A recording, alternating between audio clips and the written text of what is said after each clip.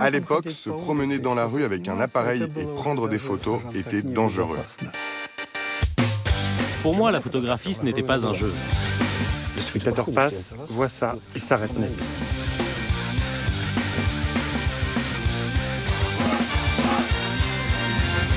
Je m'appelle Sergueï Lebedinsky. Je suis photographe, représentant de l'école de photographie de Kharkiv. Je travaille depuis près de 10 ans à la création du musée de la photographie.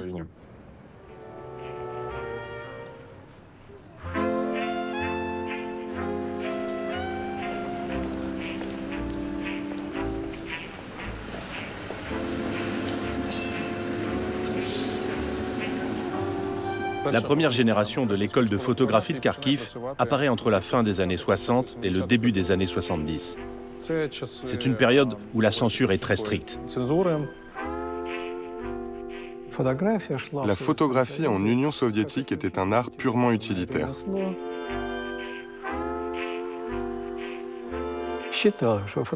La photographie ne pouvait montrer que la réalité à laquelle le parti voulait nous faire croire. Du temps de l'Union, il y avait le magazine Sovietskaya Photo.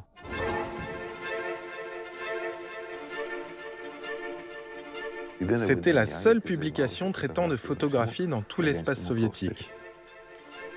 Évidemment, elle appliquait la censure.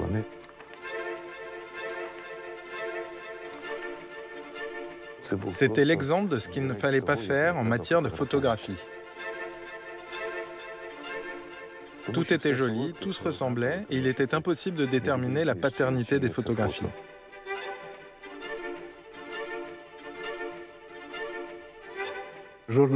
Les journalistes de l'époque étaient tous des metteurs en scène. Nous avons même baptisé ce genre de reportage « mise en scène ».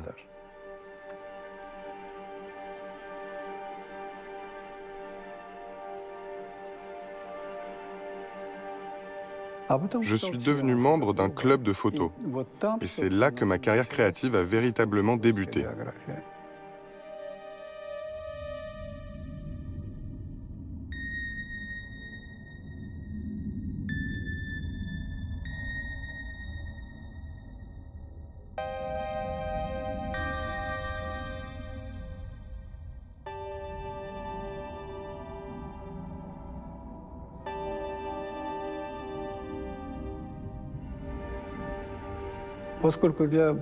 Pour la plupart des gens, à l'époque, la photographie se limitait à chercher les meilleures technologies possibles. Et cela convenait à l'État.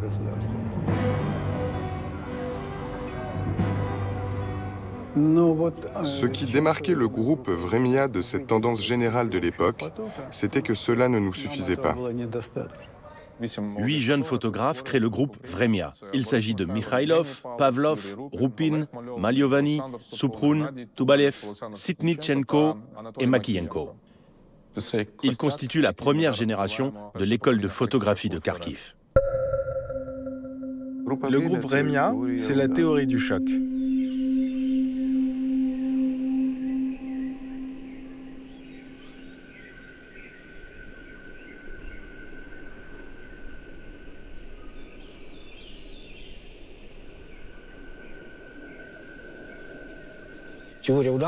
Le principe de la théorie du choc, c'était de prendre des photos pour accrocher le regard du spectateur. Il ne s'agit pas simplement d'un paysage, 2 ou 3 vaches, quelques bergers. C'est quelque chose qui accroche le regard. C'était ça, la théorie du choc. Le spectateur passe, voit ça et s'arrête net.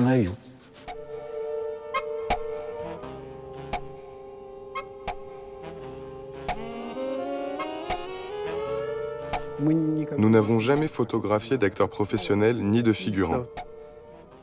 Le principal critère qui nous unissait, c'était la volonté de faire de la photographie un art. Le climat général, après la guerre, après l'époque du stalinisme, avec la population zombifiée qui traquait les espions partout, c'était très pesant. L'idée que le KGB savait tout, entendait tout, était omniprésente. À l'époque, se promener dans la rue avec un appareil et prendre des photos était dangereux.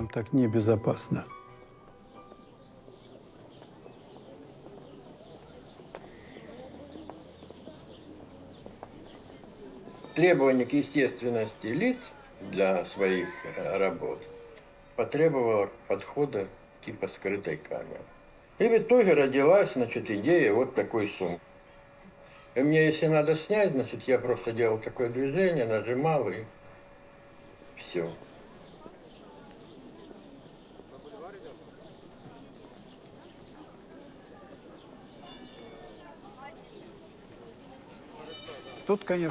Bien sûr, ce travail comprenait beaucoup de risques.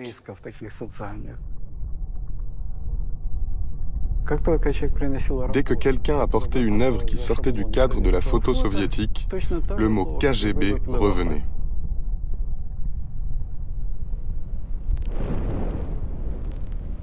Ce dualisme fondamental, inhérent à la photographie, c'est-à-dire qu'elle est à la fois vraie et fausse, à la fois subjective et objective, ce dualisme photographique naturel reflétait bien la dualité de cette époque. On disait une chose qui voulait en dire une autre, il y avait une dissonance. Pour parler, écrire entre les lignes, la photographie convenait très bien. Grâce à elle, ces photographes brisaient toutes les limites. Nous n'avons jamais été des dissidents. Nous étions des gens qui pensent différemment. L'homme biologique était complètement ignoré en Union soviétique. Pour eux, nous étions tous des unités politiques.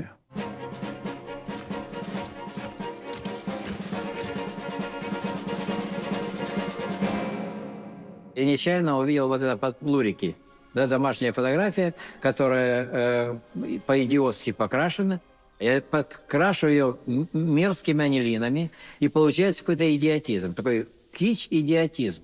Почему советская передавалась? Потому что вот эти подкраски, они были в каждом доме. Они заменяли икону, заменяли желание человека увидеть красивое и так далее. Поэтому они как бы вот дали, эта покраска приобрела советское значение.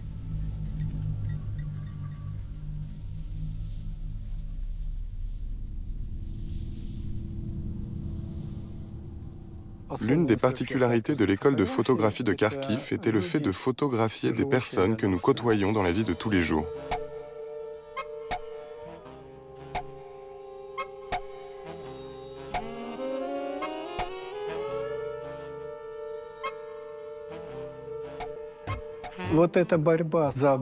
Cette lutte pour le corps nu et plus généralement pour la liberté de l'expression et de l'existence humaine était l'un des axes majeurs de notre pratique.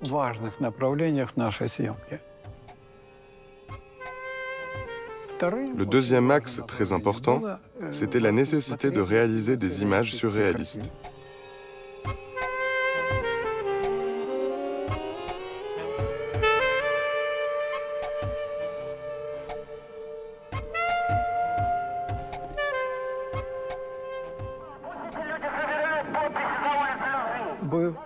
À cette époque, il y avait le mouvement hippie, qui est également parvenu jusque chez nous de manière détournée.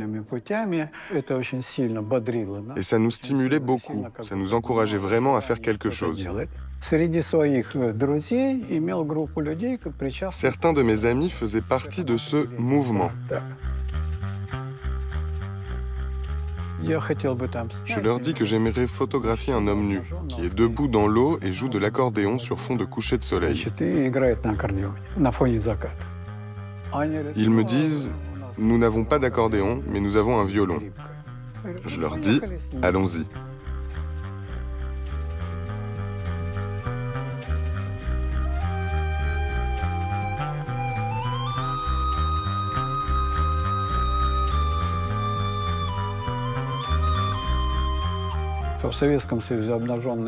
En Union soviétique, le corps nu des femmes était très peu représenté en photographie. Et celui des hommes, encore moins. Si l'on en revient à la théorie du choc, c'est tout à fait ça. C'est-à-dire que ces photos frappent le spectateur.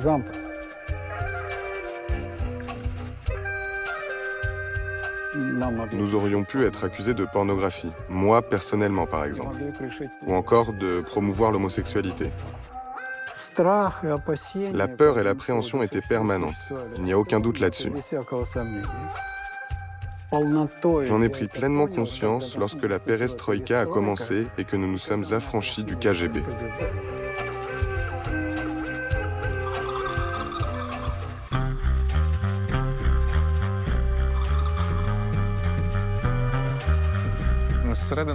À partir du milieu des années 80 et avec la perestroïka, la plupart des artistes ont davantage de possibilités et l'État les surveille moins.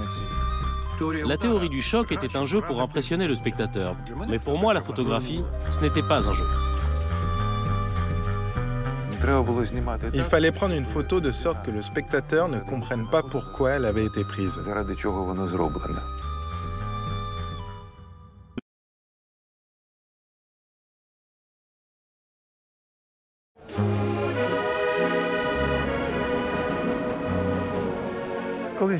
Quand Gorbatchev est arrivé au pouvoir et que la perestroïka a commencé, on a ressenti comme un souffle de liberté. J'ai compris qu'il fallait sortir du système totalitaire et se lancer sur la voie de la démocratie et du pluralisme. D'un point de vue photographique, nous sentions que nous étions très en avance sur le reste de l'Union soviétique. À partir du milieu des années 80 et avec la perestroïka, la plupart des artistes ont davantage de possibilités et l'État les surveille moins.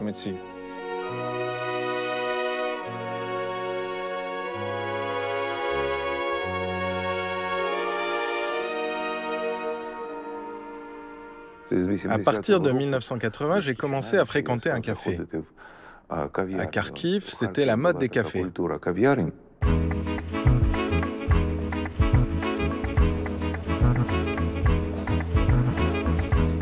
Встретили в Солонске, в знаменитом кафе «Пулемет», место, излюбленное фотографами. On se retrouvait dans des cafés. Il y avait beaucoup de monde et notamment tous les membres de la première génération. C'est ainsi que s'est formé notre groupe. Misha Pedan, Igor Manko, Sergei Bradkov, Volodymyr Starko, Sergei Solonsky, etc., etc.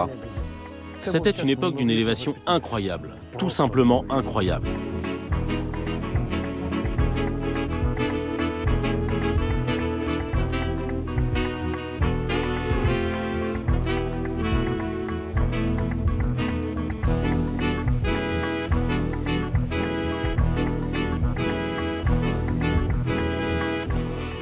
D'un côté, nous voulions être comme le groupe Vremia.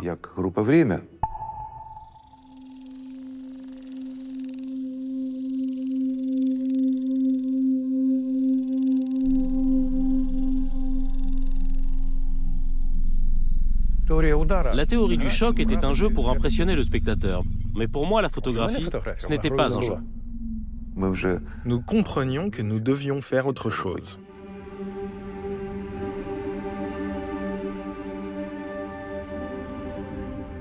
Il fallait prendre une photo de sorte que le spectateur ne comprenne pas pourquoi elle avait été prise.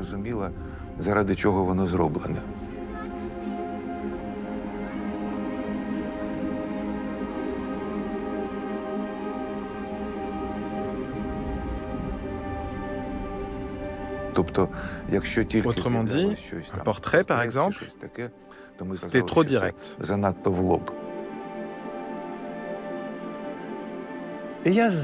Moi, je prenais des photos qui n'allaient pas intéresser le citoyen ordinaire.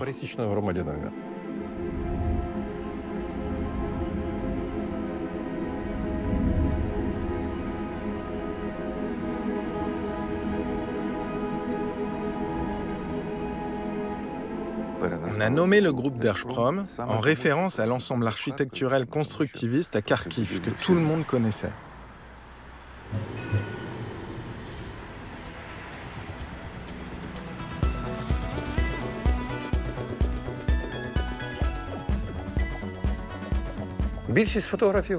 La plupart des photographes pensent qu'ils sont uniques, comme une perle. Certes, mais la perle se forme dans un coquillage. Et ce coquillage, c'était Kharkiv.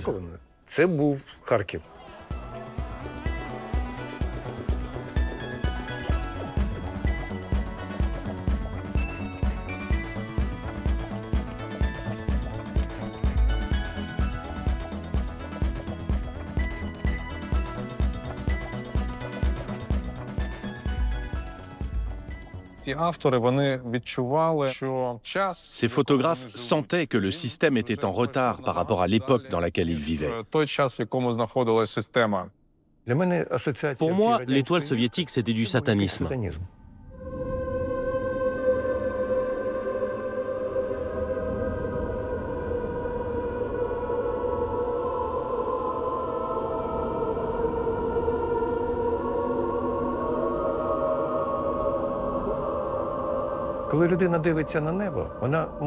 On regarde le ciel et on y voit des étoiles.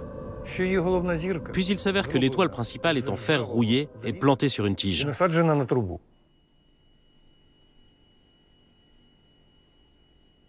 Il n'y avait pas de studio photo, ni de mannequin professionnel. Qui photographions-nous? Nos copines, nos femmes, notre famille. Et nous les photographions chez nous.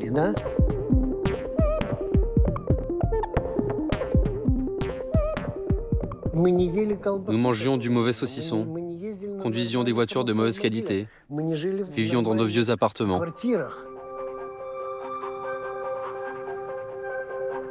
Si ma bien-aimée a les ongles sales au réveil, c'est parce qu'hier, elle a posé des traverses de chemin de fer. Ou bien elle a passé sa journée à faire la queue devant le magasin. Elle en a ramené des pommes de terre et un poulet périmé.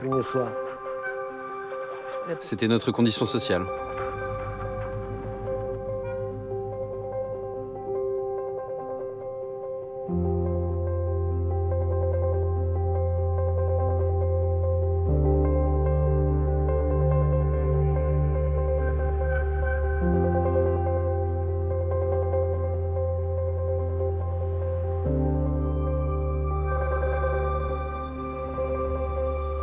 La mauvaise qualité comme esthétique, une photographie de mauvaise qualité pour un pays de mauvaise qualité.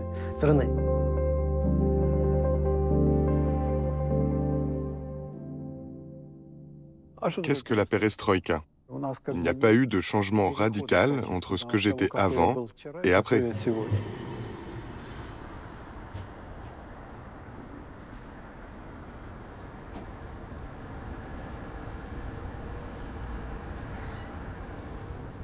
Nous continuons à vivre comme avant.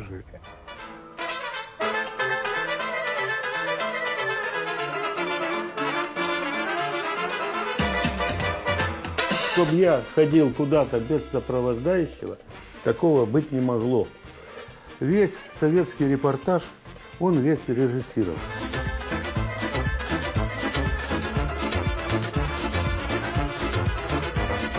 Ты с фотографом сфотографировать какого-то человека, который там забивает костыли без формы, просто было бессмысленно. Потому что там был контроль партийный. Вот они говорят, ты что, не мог там как бы одеть людей, причесать, побрить? Ты что, для кого ты это делаешь? Это ж контра какая-то. Un jour, je photographiais des personnes qui prenaient d'assaut un train. Alors que j'allais prendre le métro, une patrouille m'a arrêté. Un type m'avait dénoncé. Il me pointe du doigt et leur dit « Il a pris des photos ».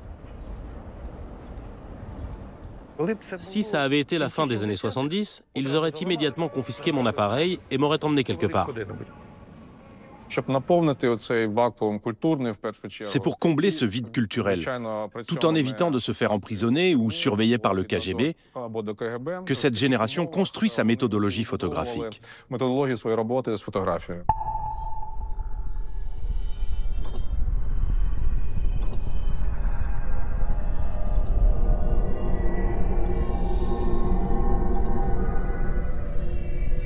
Nous vivions tous dans la peur d'une frappe nucléaire.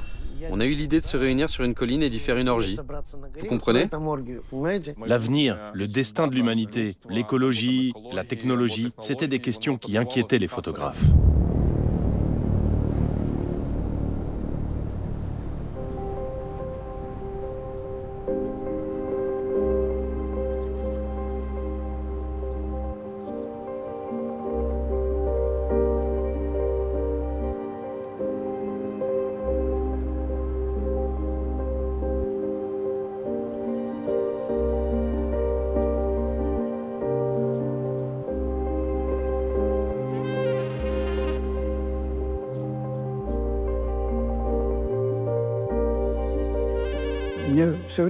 J'avais envie de photographier la Madone avec un masque à gaz.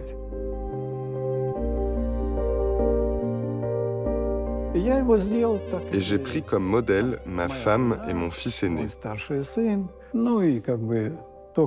J'ai représenté l'anxiété générale, la peur du danger nucléaire.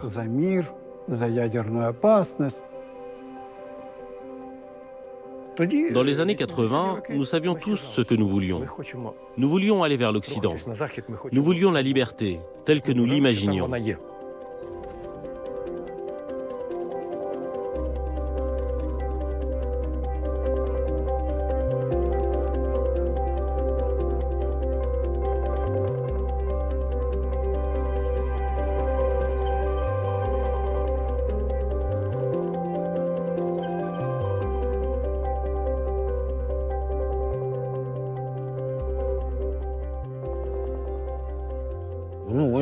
Un de mes amis a dit que le régime soviétique n'allait pas durer éternellement. À peine a-t-il dit cela que tout s'est écroulé. Peu de monde l'avait pressenti.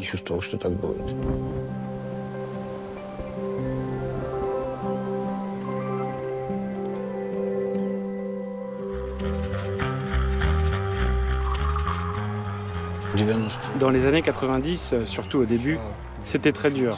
Il n'y avait pas de travail. Les temps avaient changé et les choses évoluaient très rapidement. À cette époque, pour ne pas tomber en dépression, il fallait agir.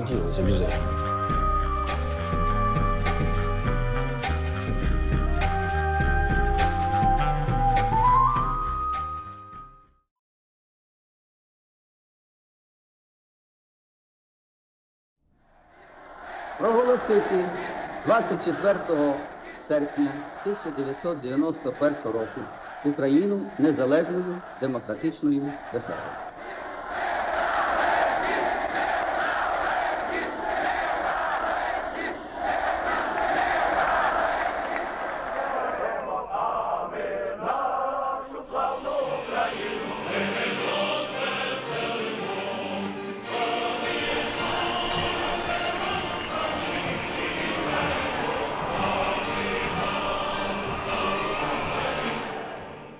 Après l'effondrement de l'Union soviétique et l'indépendance de l'Ukraine, une grave crise économique s'abat sur le pays. Elle affecte fortement la vie des artistes. C'était une période d'agitation, une conséquence de l'agitation générale qui secouait le tout jeune État ukrainien.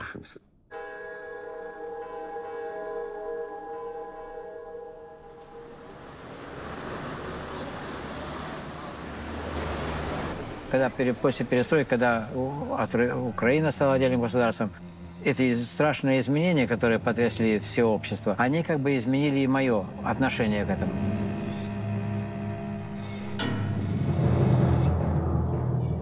Началась трагедия. И эта трагедия началась как бы общее такое падение.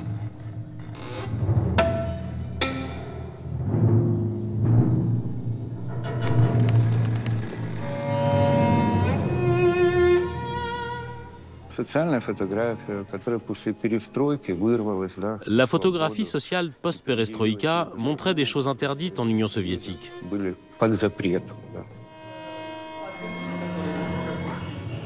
Tous les trois, nous nous sommes rencontrés en 1991. Boris Mikhailov, Sergei Zolonsky et moi-même. J'avais un atelier d'art en ville, sous les combles. Nous étions voisins et nous étions amis. Ensemble, nous avons créé une galerie. Elle était à l'étage, alors on l'a appelée Up Down.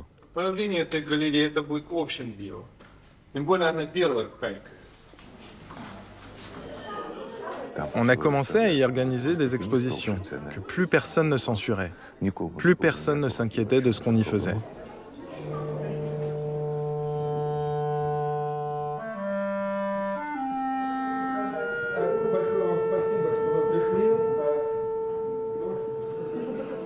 C'était un très bon lieu underground. Pour beaucoup, c'était un honneur que d'y être exposé. À l'époque, on n'avait pas d'argent, mais on avait l'attention du public. Ce public était petit, mais nous l'aimions. Nous lui faisions confiance.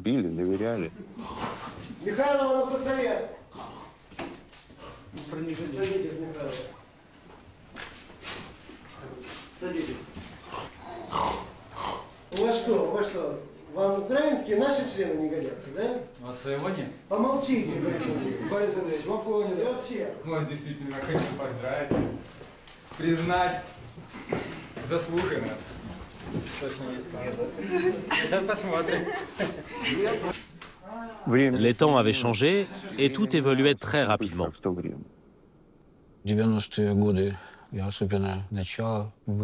Dans les années 90, surtout au début, c'était très dur. Il n'y avait pas de travail.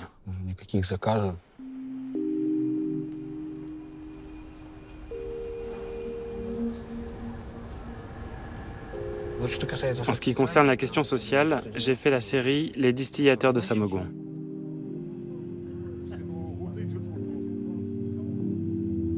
C'était un petit monde.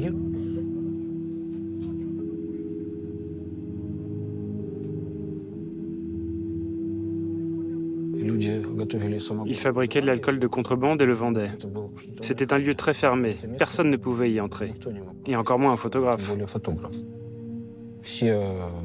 Tous les buveurs du coin ont très vite appris l'existence de ce lieu. Ils venaient avec leurs bouteilles.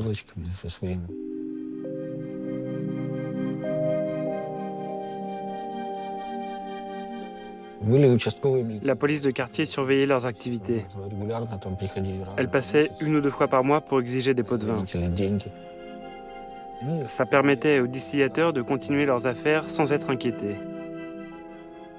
La seule raison pour laquelle j'ai été admis, c'est parce que j'étais leur voisin. Ils m'invitaient aux fêtes d'anniversaire des enfants. Les petits-enfants de la maîtresse de maison couraient partout. Dans les années 90, c'est grâce à ce business qu'elle a pu élever ses enfants et ses petits-enfants. Elle n'avait pas d'autres revenus.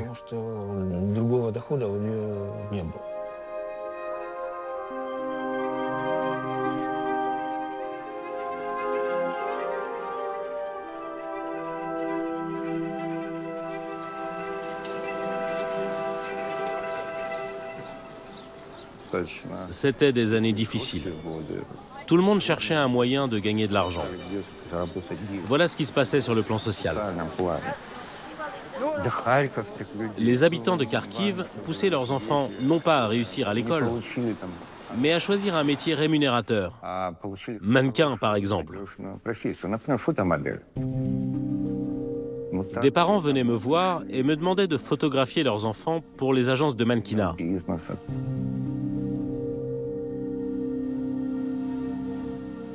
Des parents venaient me voir et me demandaient de photographier leurs enfants pour les agences de mannequinat. Les familles n'avaient pas d'argent pour payer des maquilleurs, c'était les mères qui s'en occupaient. Ils voulaient que leurs enfants commencent dès l'âge de 8-9 ans. Ils leur maquillaient les lèvres, les cils, les yeux pour les sexualiser.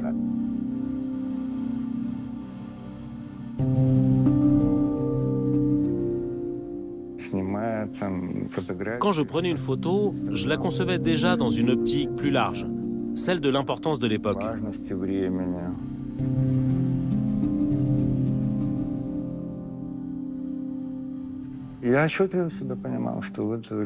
J'ai réalisé que ces enfants étaient déjà impliqués dans le monde criminel des adultes.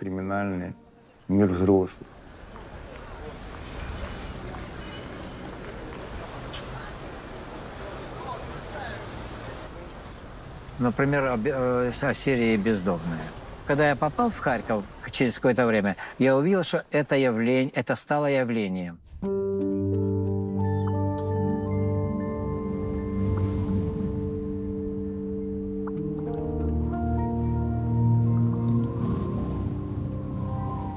Если смотреть на эти картинки, мы можем видеть тогда, можно сказать, новых героев, если сравнить их с теми, которые были в советское время. То есть, если ты легко снимаешь, значит, этого много. И этого много, начинают это снять. Значит, это новое явление.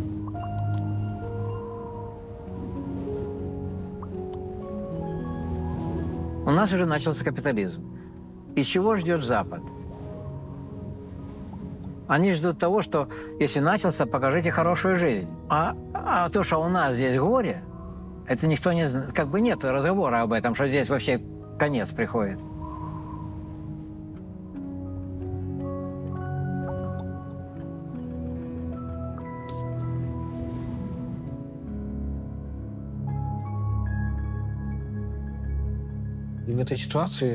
À l'époque, pour ne pas tomber en dépression, il fallait agir. J'ai créé la série Oscillation. On m'a demandé pourquoi elle était si sombre, si effrayante. C'était une réaction à ce qui se passait à l'intérieur, à cet effondrement, à ce manque de confiance en soi et en l'avenir.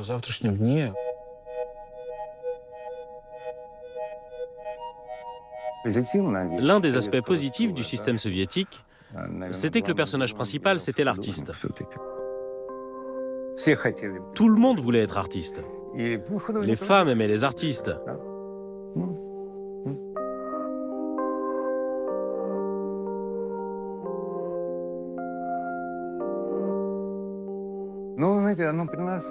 Ensuite, elles les ont délaissés. Elles se sont mises à aimer les bandits et les banquiers.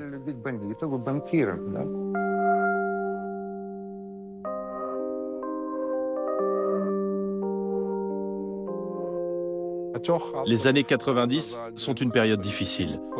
De nombreux photographes cessent de travailler.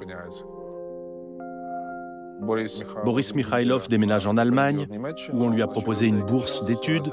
Sergei Bradkov part travailler à Moscou.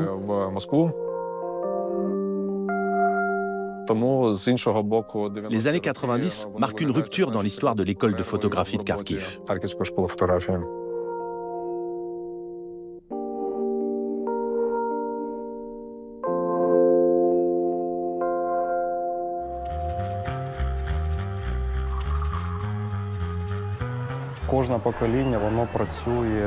Chaque génération photographie l'époque dans laquelle elle vit. Alors, j'ai proposé Soska. Une prostituée, une artiste, prostituée. On s'est dit, faisons-le, c'est cool.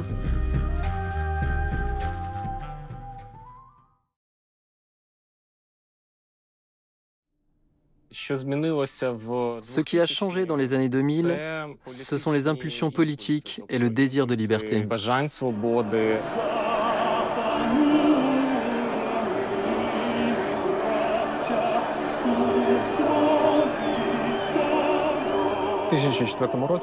En 2004 a eu lieu la Révolution orange.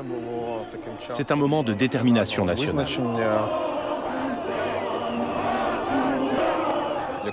C'était en réaction à une ingérence massive de la Russie dans les élections ukrainiennes. Elles avaient été falsifiées en faveur du parti pro-russe. Les Ukrainiens se sont révoltés contre cette falsification et ont milité pour le choix européen.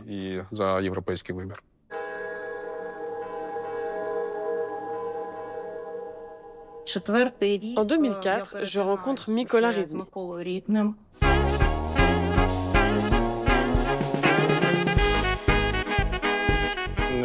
Bella Logacheva et moi-même avons organisé une performance à la veille des élections.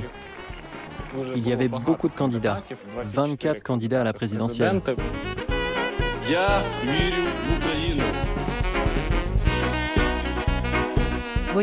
Nous avons accroché 2 grands portraits des candidats principaux et je ne me souviens plus qui étaient les 23 autres. Nous avons repeint le tout en blanc. L'idée était de blanchir leur réputation parce qu'à l'époque, ils étaient tous corrompus ou liés à la mafia, à la criminalité des années 90.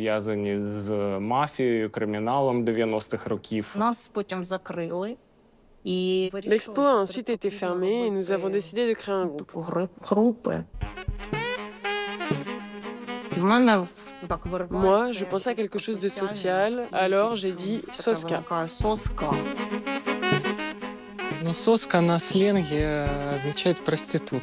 La prostituée, l'artiste prostituée. On s'est dit, faisons-le, c'est cool. Nous avons décidé de créer notre propre galerie, un lieu où personne ne nous dirait ce que nous pouvions ou ne pouvions pas faire et où nous serions totalement libres dans nos actions. C'était une période où je me cherchais en tant qu'artiste. Je cherchais le support avec lequel j'avais envie de travailler.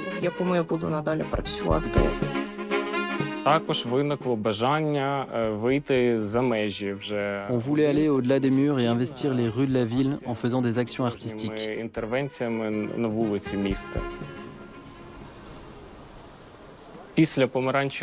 Après la révolution orange, il y a eu une période de déception. Les Ukrainiens espéraient des changements, mais aucun changement radical ne s'est produit.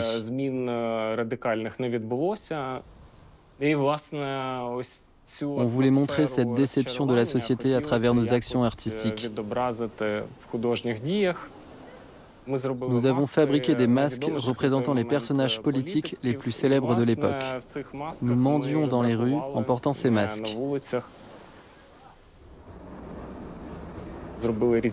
Nous avions des pancartes « Aidez-moi, une pièce pour manger ». On s'attendait à des réactions agressives. Mais nous avons été surpris car les gens réagissaient de façon positive.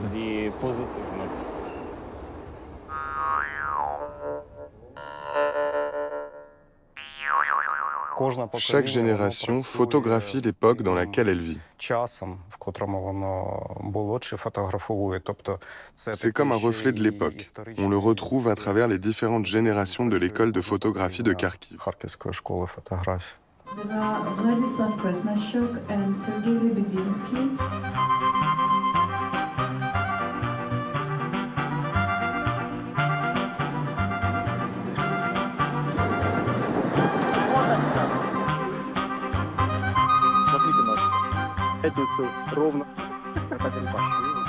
Quand nous avons créé ce groupe, nous savions qu'il y avait eu avant nous le groupe Vremia, le groupe Gazprom, le groupe Soska. La création du groupe Chilo était une sorte de manifeste qui revendiquait notre appartenance à cette tradition photographique de Kharkiv. Il y avait une œuvre de Boris Mikhailov, la thèse inachevée. Pour moi, c'était évident que nous avions créé ce groupe pour l'achever. Inachevé, c'était une sorte de provocation. Весь концепт оконченной диссертации заключается в том, что, чтобы ее окончить, короче, мы заканчиваем бисер. Что вам сказать? Это такое будет пиздец всем. Это группа шила. Le dernier à l'avoir vu, c'est Mikhailov. On est allé leur rendre visite, on leur a montré notre œuvre. C'est sûr qu'ils ne s'y attendaient pas. А почему они это делают? Это и уважение, и неуважение. Почтение здесь есть. Есть и то, и другое. Наверное, потому что как начало такое, или конец концептуализма какого-то. Нет, она какая-то как связь, это хорошо. То, что сделано, то, что это в Харькове, и обращение к тебе, оно даже вроде бы как льстит. Évidemment, on souhaitait que Mikhailov nous remarque, qu'il voit qu'il nous avait encouragés à faire de la photographie intéressante. За Харьковскую школу кровавая фотография.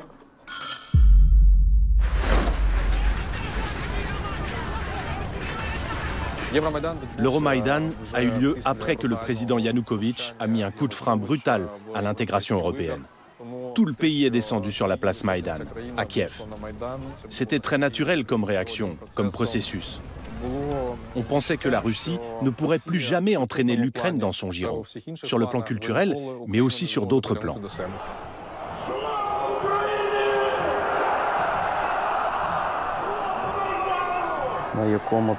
On était entre deux mondes. Soit nous restions où nous étions, soit nous changions pour nous rapprocher de l'Europe.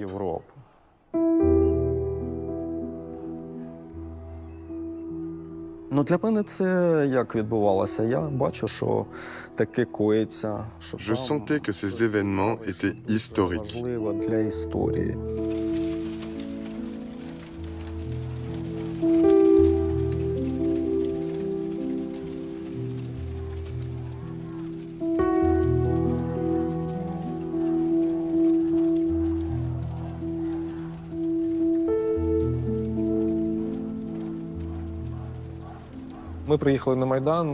Quand nous sommes arrivés sur la place Maïdan, nous avions déjà une solide expérience de photographie de rue.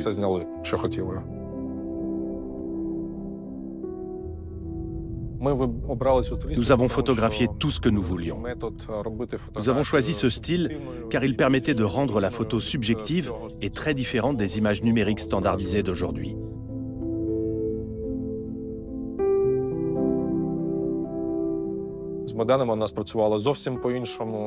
Les photos sont sombres, comme la fumée provenant des pneus en flammes.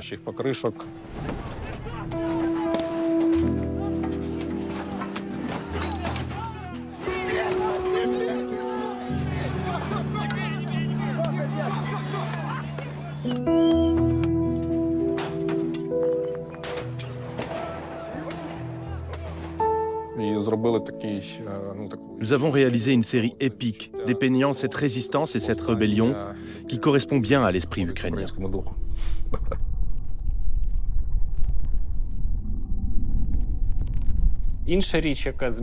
Ce qui a changé la société et l'ensemble du pays, c'est aussi un regain de violence dans la vie quotidienne. C'est quelque chose qui n'existait pas auparavant.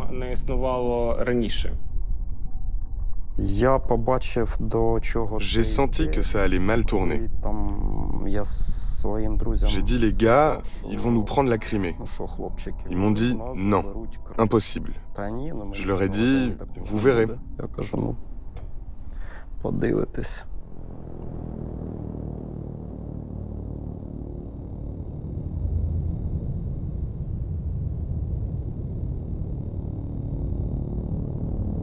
Puis tout a commencé. La Crimée, le Donbass, et maintenant la guerre.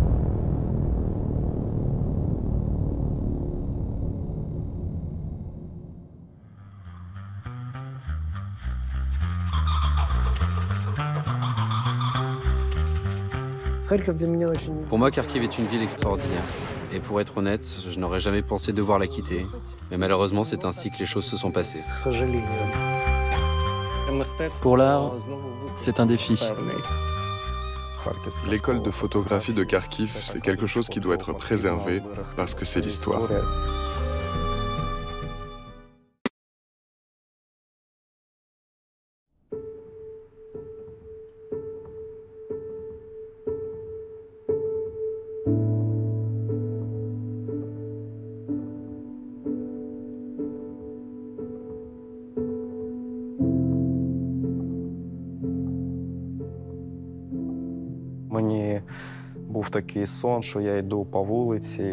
J'ai fait un rêve où je marchais dans la rue et où toutes les maisons avaient brûlé, sauf la mienne. Je me dis, qu'est-ce qui se passe ?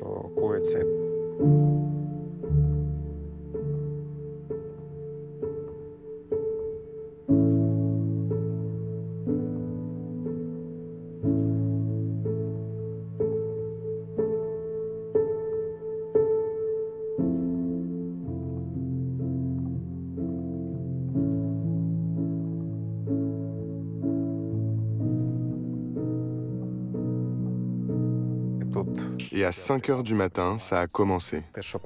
J'ai tout de suite compris ce qui se passait.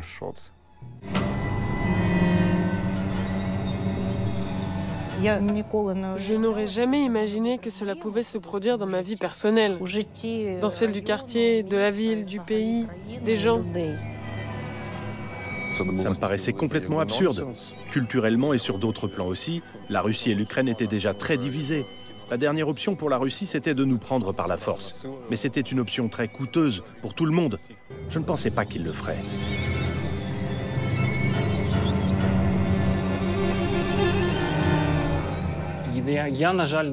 Malheureusement, je faisais partie de ces personnes qui, jusqu'à la fin, n'ont pas cru qu'une telle chose pouvait se produire. Je n'y étais pas du tout préparé.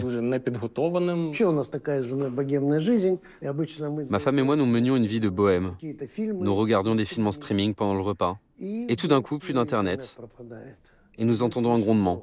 Nous avons tout de suite compris que ça avait commencé. On s'est réveillés.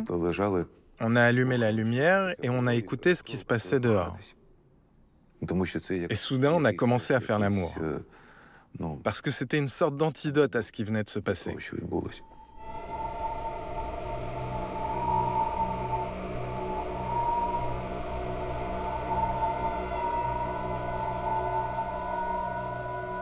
Puis nous avons entendu que les explosions se rapprochaient. Lulia et moi avons fait nos valises et nous sommes partis nous réfugier au centre Yermilov. Le centre Yermilov est situé au sous-sol de l'université. C'est un abri anti-aérien resté intact pendant la Seconde Guerre mondiale. C'était une communauté. Il y avait le célèbre Païlo Makov. Certains de mes étudiants étaient présents également. C'était un rassemblement d'artistes, et nous vivions telle une communauté. Nous avons vécu ainsi pendant 4 ou 5 jours. Puis l'administration régionale et notre bâtiment ont été frappés. On a eu très peur.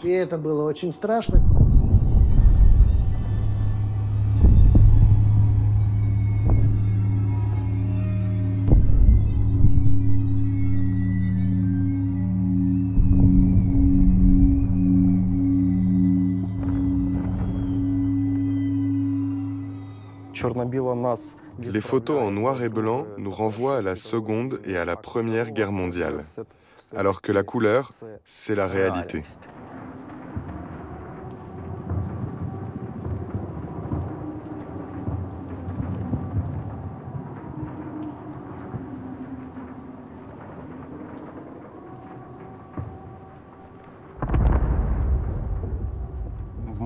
C'était mon rêve de photographier la guerre. Mais je ne pensais pas que la guerre viendrait un jour dans mon pays.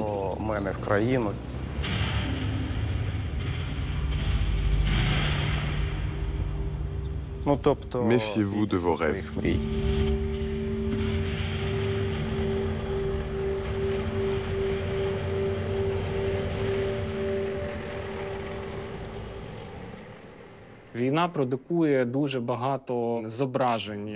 La guerre produit de nombreuses images de malheur, de destruction, de violence et de mort.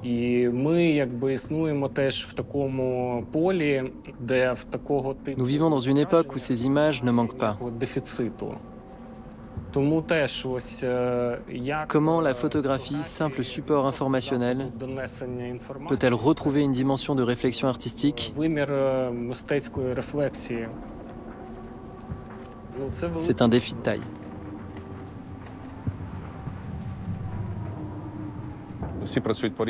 Tout le monde travaille différemment. Bella Logachova, par exemple, elle est sous les bombes à Kharkiv et elle y répond avec ses œuvres. Elle réagit chaque jour, instantanément.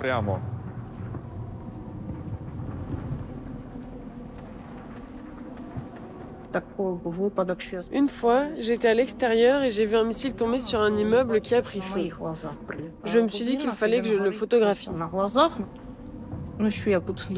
Enfin, ça m'a juste traversé l'esprit. Évidemment, dans cette situation, on pense d'abord à courir pour aller se cacher.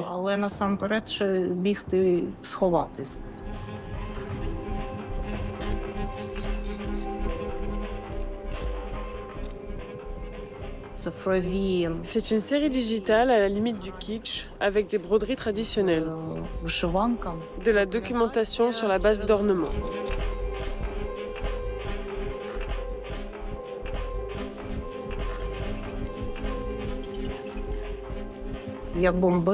Je me suis beaucoup consacrée à cette série dès le premier jour. C'est la seule chose que j'ai produite pendant cette période. C'est la seule chose que je parvenais à faire. Mes archives photographiques et vidéos, je ne les ai pas encore traitées.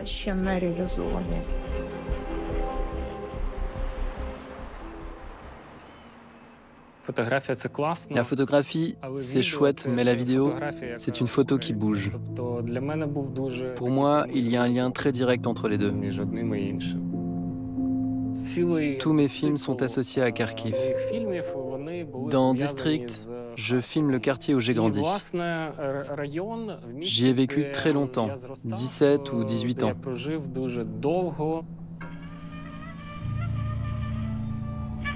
C'est le quartier de Saltivka Nord. Nord de l'invasion à grande échelle, c'est le quartier de Kharkiv qui a le plus souffert.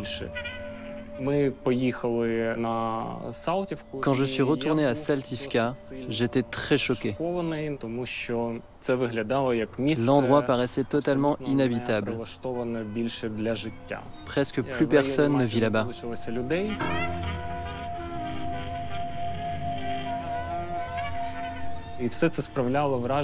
Ça ressemblait à un quartier fantôme.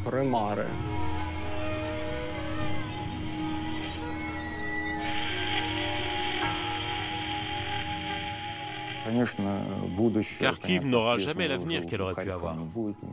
C'est évident. Ce qui me déplaît, c'est que peu de gens reviendront à Kharkiv. Ça, je le sais. Malgré les bombardements et tout ce que nous vivions à l'époque, je me suis senti très heureux à certains moments, car j'étais entouré de personnes proches. Tous ces artistes et ces photographes ensemble, c'était magnifique.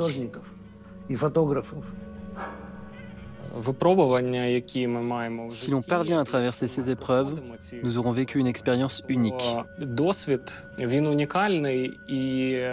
Et elle peut mener à la naissance de nouveaux phénomènes artistiques.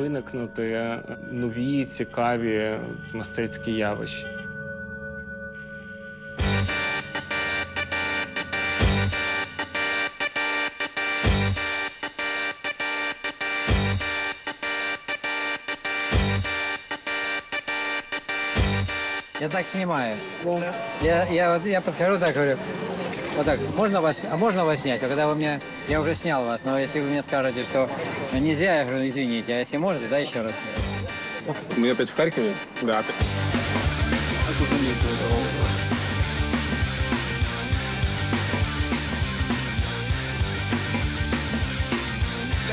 Тримався і всіх, хто відмучився, для тих, хто не здався, і тих, хто не сучився, для всіх насторожених, але не переможених, для всіх своїх і для кожного з ворожих, з трамвайних парків і ламаних картів. Твоя пропаганда на радіо Харків. Кожного разу все і відразу. Слухай сигнали точного часу.